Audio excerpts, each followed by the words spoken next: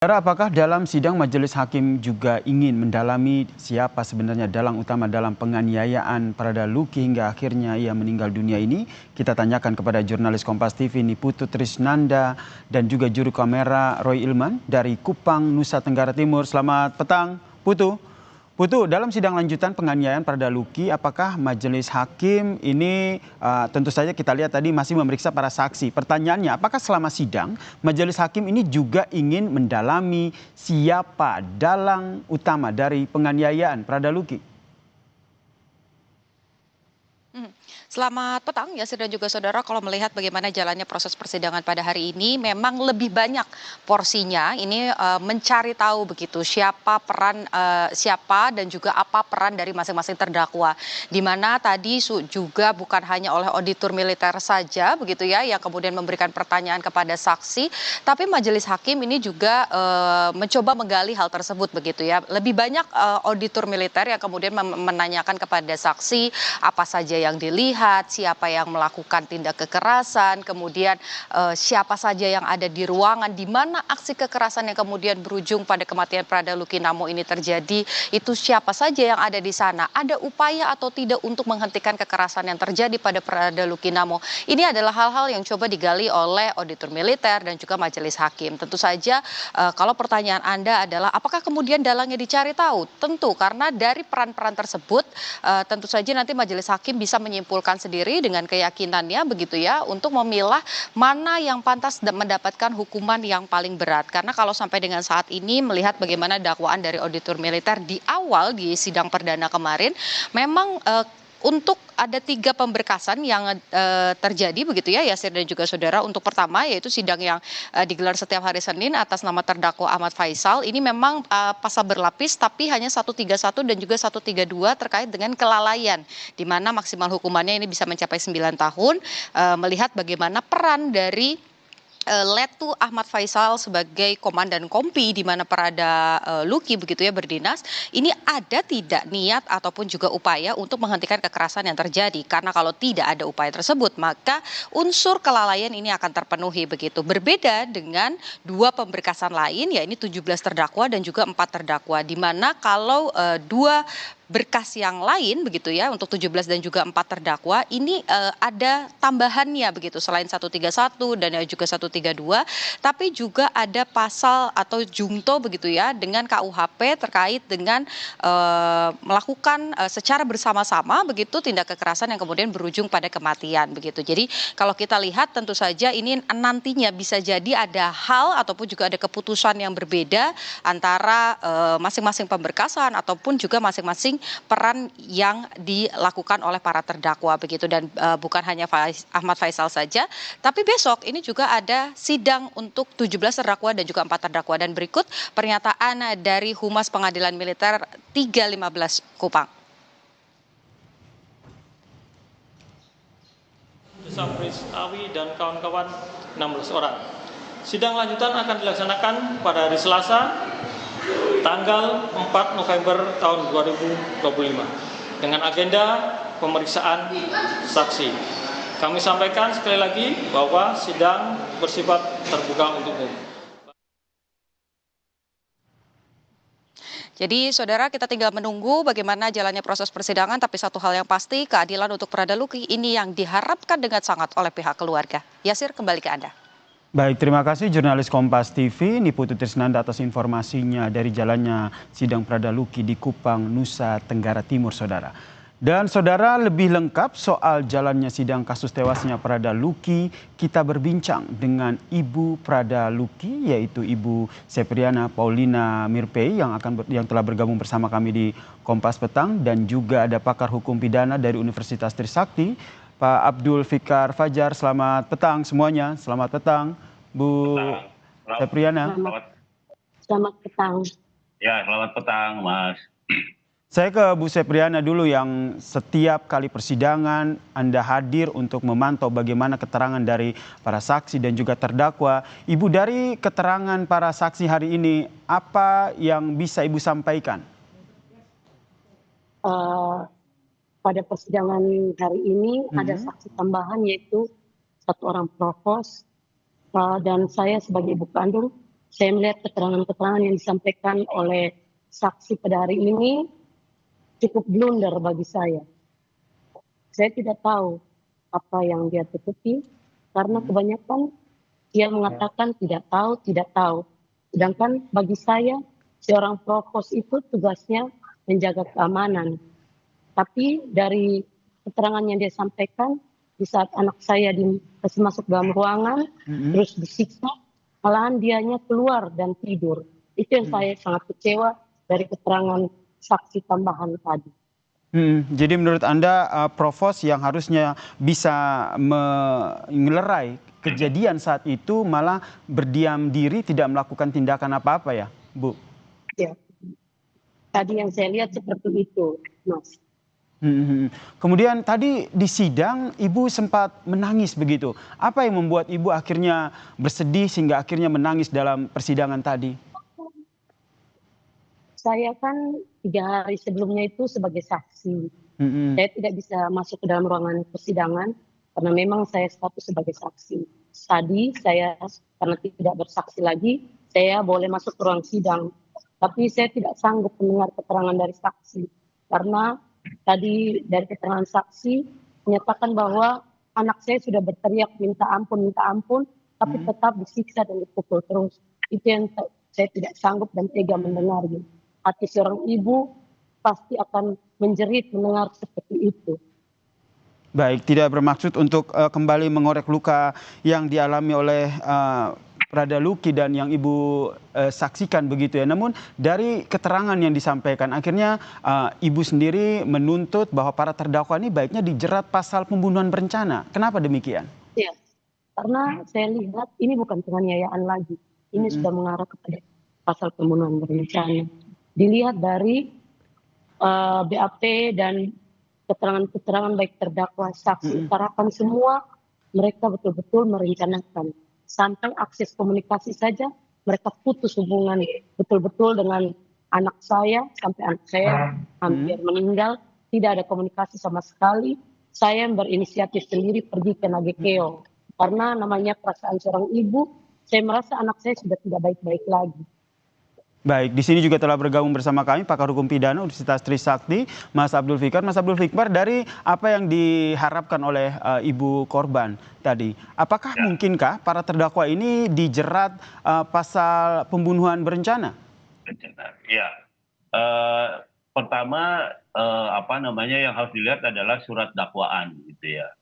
Ternyata kan surat dakwaannya tadi berdasarkan penjelasan ibu juga tidak memuat pasal-pasal yang mengarah pada pembunuhan, tapi lebih berat pada penganiayaan yang mengakibatkan kematian. Itu yang pasal itu yang dipakai, ya. Jadi lebih pada penganiayaannya. Nah, jadi dalam hukum acara pidana, ya, hakim itu atau peradilan itu hanya berpegang pada surat dakwaan, karena dasar penyelenggaraan peradilan pidana itu adalah surat dakwaan, ya, surat dakwaan. Nah, karena itu biasanya hakim tidak melewati itu, gitu ya, biasanya ya. Tapi sangat mungkin juga ya kalau hakim yang umpamanya berpegang pada rasa keadilan yang hidup di dalam masyarakat, ya dia kemudian juga mengarahkan. Tetapi agak sulit ya, karena apa? Karena nanti juga di tingkat banding umpamanya itu bisa dibatalkan. Ya, kalau sekarang dakwaannya penganiayaan, kemudian dijatuhkan putusan pembunuhan berencana gitu kan pasti banding itu terdakwanya. Nah, banding ketika maju ke pengadilan tinggi, nah pengadilan tinggi pasti akan membatalkan gitu karena hakim keluar dari surat dakwaan gitu. Nah, itu persoalan teknisnya seperti itu gitu. Oke, nah, ya. Silakan dilanjutkan. Kalau melihat kronologi kejadiannya, kan kalau penganiayaan itu adalah kesengajaan menimbulkan rasa sakit, gitu, ya kan? Artinya kalau orang menganiaya itu, kalau orang sudah sakit ya udah selesai itu yang namanya penganiayaan. Tapi kalau itu dilakukan berkali-kali, gitu, menurut saya berkali-kali waktunya ini segala macam. Artinya ada tujuan lain gitu loh. Oke, jadi menurut Anda penganiayaan yang dilakukan oleh para terdakwa yang dilakukan berkali-kali ini memang tujuannya untuk menghilangkan nyawa korban. Ada unsur pembunuhan berencana di situ. Jangan dijawab dulu, kita lanjutkan Ya. perbincangan kita usai jeda. Tetaplah bersama kami di Kompas Petang. Oke.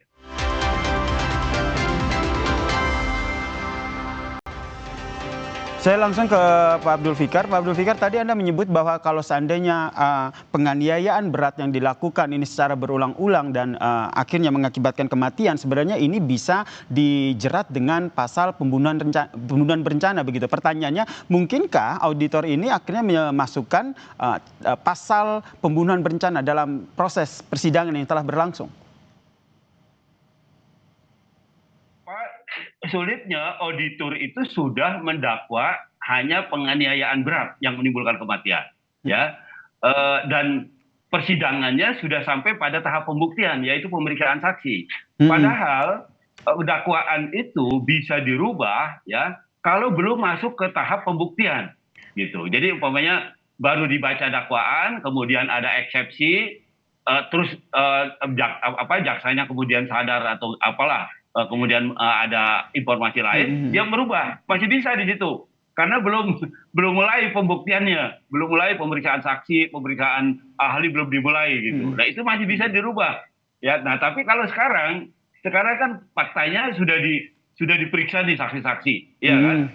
Nah jadi agak sulit merubah dakwaan ini menjadi itu tadi paling tidak percobaan pembunuhan lah, ya. Kalau kan ada pembunuhan itu ada 3 kategori, percobaan pembunuhan, pembunuhan atau pembunuhan berencana, kan begitu, ya kan? Baik. Nah, jadi dari fakta penganiayaan yang berkali-kali, menurut saya itu tujuannya tidak lagi membuat orang merasa sakit gitu, tapi ada tujuan lain gitu. Dan menurut Anda bisa dengan disangkakan pembunuhan berencana jika seperti Anda sampaikan tadi ya Pak Fikar ya. Baik, saya ke Bu Paulina. Bu Paulina, Anda yang terus bersuara dan menyampaikan ke publik bahwa mereka para terdakwa ini harus dijerat dengan pasal pembunuhan berencana. Ibu Paulina tentu mendengar betul keterangan yang disampaikan oleh para saksi yang dihadirkan. Hal-hal apa saja yang meyakinkan Ibu dan juga keluarga bahwa para terdakwa ini harusnya dijerat dengan pasal pembunuhan berencana, Ibu?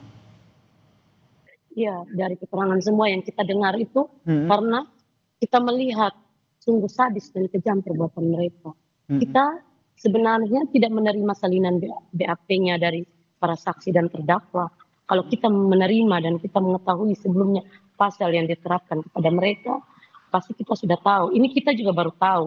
Kita pihak keluarga dan orang tua baru tahu pasal yang diterapkan kepada mereka. Jadi saya berpikir kalau hanya hukuman 9 tahun saja bagi saya sungguh miris sekali. Karena yang mereka lakukan itu di luar batas kemanusiaan. Itu bukan ciri seorang prajurit.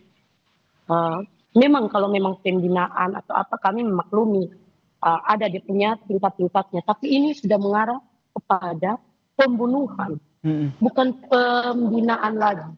Jadi kalau memang dikenakan pasal seperti itu, kami keluarga kecewa.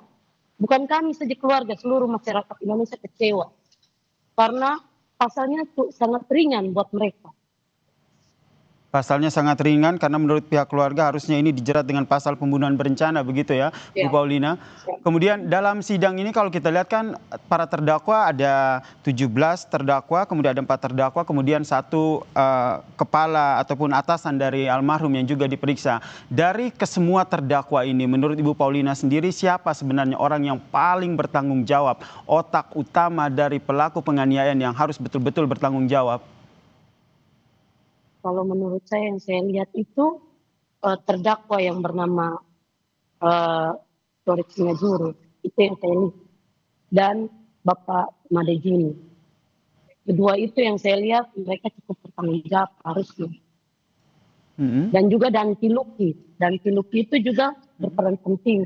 Tapi yang saya lihat di situ kebanyakan itu yang peran penting itu Bapak Torik Singajuru. Kemudian Ibu tentu bertemu langsung dengan para terdakwa saat persidangan tersebut gitu. Saya yakin Ibu Paulina punya rasa kecewa, punya amarah di situ. Tapi dari wajah para terdakwa ini, apakah mereka tampak menunjukkan rasa penyesalan? Mungkin ada yang ingin berupaya untuk menyampaikan permintaan maaf langsung kepada Ibu? Yang saya lihat para terdakwa tidak ada rasa penyesalan. Malahan yang saya lihat terdakwa Ahmad Faisal, Letnan 1 Ahmad Faisal, dia duduk sambil menggoyang-goyangkan kaki. Apakah seorang oknum perwira etikanya seperti itu di dalam ruang persidangan? Sedangkan di dalam ruang persidangan itu ada bapak hakim, ada bapak auditor, ada bapak PH terdakwa, ada PH dari keluarga. Di mana etika sebagai seorang perwira? Anda duduk sambil menggoyangkan kaki dengan tidak punya rasa sedih, rasa bersalah. Anda seakan-akan merasa kelihatan sombong, angkuh di dalam ruang persidangan. Sedangkan Anda duduk di depan ini orang tua dari korban yang sudah mati atau meninggal karena dibunuh oleh kalian 22 orang. Saya lihat tidak ada penyesalan dari raut wajah mereka. Tidak ada sama sekali. Termaksud ada salah satu terdakwa yang sudah menyampaikan permintaan maaf begitu kepada pihak keluarga di persidangan. Ibu menerima permintaan maaf tersebut atau Kami apa respon tidak Ibu? akan menerima permintaan maaf dari terdakwa manapun. Kami tidak akan memaafkan. Terutama saya sebagai seorang ibu, saya tidak akan memaafkan. Sampai kapanpun saya tekankan, saya tidak akan memaafkan ke-22 pelaku pembunuhan anak saya. Anak saya sudah meninggal. Anak saya sudah tidak bisa kembali lagi. Mereka enak masih menikmati memakai baju dinas. Sedangkan anak saya sudah tiada. Jadi saya tidak akan memaafkan. Sampai kapanpun tidak akan memaafkan. Dengan kondisi seperti ini, saya membayangkan begitu sedih begitu Ibu, kehilangan seorang anak yang dibanggakan, kemudian harus hadir menyaksikan para terdakwa yang merupakan mereka yang berbuat yang menghilangkan nyawa anak Ibu. Pertanyaannya apa yang membuat seorang Ibu Paulina ini begitu tegar setiap hari hadir di persidangan untuk menyaksikan persidangan, menatap langsung para terdakwa yang membunuh anak Ibu? Saya waktu hadir di sidang pertama itu saya kuatkan hati saya, dari rumah saya berdoa. Saya bilang, Tuhan kuatkan dan mantapkan hati saya untuk hadir di persidangan. Karena saya bersaksi itu saya untuk menegakkan keadilan buat almarhum anak saya. Jadi saya hadir dan saya percaya Bapak Hakim yang mulia akan memutuskan keputusan yang betul seadil-adilnya. Saya mengetuk hati nurani Bapak Auditor, Bapak Hakim semuanya dengan kehadiran saya setiap kali persidangan.